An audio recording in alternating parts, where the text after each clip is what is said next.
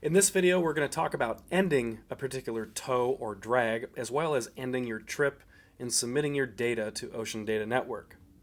So currently I'm in the middle of a drag. I've added some observations, I've added some catch, and I'm satisfied with where I'm at and the information I've input into the software. I've pulled my gear out of the water, and right as close to the instant as possible that you've pulled your gear out of the water, you'll tap the end drag button down here in the lower right hand corner. Deckhand will ask a few questions about the end of your tow. So here in this expandable field at the top, denoted by the arrow, you'll see that Deckhand has recorded a start date and time, a start location, as well as an end date and time and an end location. You can edit any of these at any time by tapping edit for the lat long or either of the date or time fields. But Deckhand does this automatically, and so long as you are up to speed tapping start and end, depending on when your gear went in the water and came out, you should be good here. Deckhand automatically calculates, based on that particular information, the total hours fished at this location. You can see that for this example, it's calculated it at about 1.29 hours. You'll want to enter the nearest bay or headland. Now we've loaded bays and headlands for Southeast Alaska Troll areas into Deckhand here, and you can tap the search bar here to enter your nearest bay or headland, and Deckhand will filter for that, or you can simply scroll in the list and pick one of the nearest bays or headlands from the pre-populated list. So I'm just going to pick Barren Island for this example. It automatically includes the statistical area.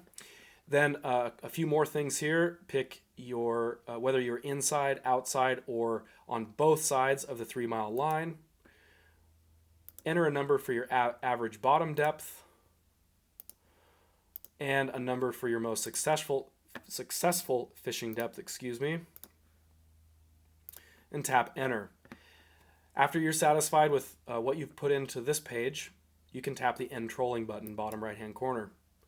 Now you'll see here that even though it doesn't show up very well on my screen because I'm stationary, we should have a start location and end location for this particular tow. And from here, we can do one of a few different things. If we start a new tow in another area, say we run across a channel or to another area altogether and we're going to make another tow during this same trip, we would tap the start drag button and have the opportunity to record new catch and related information for a new tow during this trip. However, if we're ready to end our trip, tap the chevron button here in the bottom left-hand corner of the screen, and we're going to tap on End Logbook. Before we do that, I would like to point your attention to the View Report button. We've built in a fairly simple report that fishermen can look at any time, which summarizes all the data they've collected during this particular trip. So at any time, again, you can tap the Actions button and tap View Report and look at all the information you've collected so far. When you're done, tap Close. Now again, when we're ready to end our trip, tap the Actions button and End Logbook. We're going to go ahead and say yes, we'd like to confirm that we're going to end this trip and end this logbook. And at this point, Deckhand simply closes out the logbook. It leaves all of the events that are associated with this trip here in the left-hand side. As always, you can expand any of these events. You can go edit them or update them. You can add more observations if you want to add observations before sending this report. You can go in and edit this particular drag or tow that we made, and if you make multiple tows during a trip, all of your tows will be listed here. Again, always editable, or if you really need to, you could delete an entire tow. Here though, we're going to show you how to submit your data to Ocean Data Network. Tap the trip header, which is the bar that shows the day and the date of the trip in blue. Once you've expanded that, tap the send button. Yes, our report is complete and accurate. I'm satisfied with my report. And note that once you have sent this report, we can no longer edit it. We're going to go ahead and tap the confirm button to send to the Ocean Data Network. Keep in mind that you need to be on a cell connection or a wireless connection for the data to actually transmit.